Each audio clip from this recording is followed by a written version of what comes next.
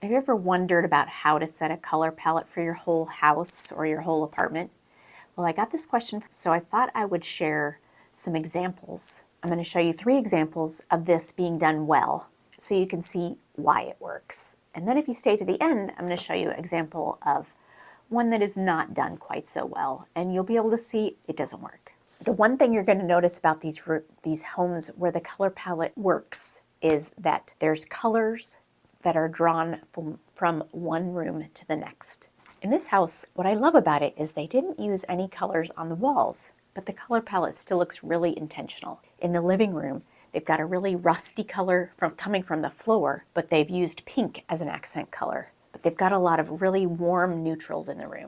Then they've carried that through into the kitchen, where they've kept those warm neutrals in the floor and some on the walls, but then they brought in some green, which is different from the living room, but they're still colors that overlap. Then when you go into the bedroom, they came back and brought the pink in again, but they still have the warm neutrals and they add a little bit of blue. So the colors in each room are not the same, but they do work well together because there's enough similarity and overlap. In this house, they did use paint to tell the color story, and that can be a more expensive way to do it. In the dining room, they used a really rich teal blue color on the walls, but they had a lot of gray and a lot of gold. In the living room, they pulled in the gold and they kept the gray, but they also brought in a lot of black, and they continued to use a taupey color. In the bedroom, they stuck with the same color palette as they used in the living room. It has a lot of black, gray, and taupe. In the third example, they really used the floors to help tie the color palette in this home together. Now in the kitchen, they picked this up with the countertop, and then they brought in a blue color in the wallpaper. You can see they've reused these 2 blue and teal colors throughout the color palette. When you go into the living room, they used a lot of grays, but you have the warm honey color on the window trim, and then they used a lot of blue in the upholstery and the fabric. In the bedroom, they brought the blue into the walls, and then the floors have the maple honey color. So again, you could see the colors that are consistent from one room to the next. Not the exact same, but a few of the colors. Now let's take a look at the rooms that didn't quite pull it off.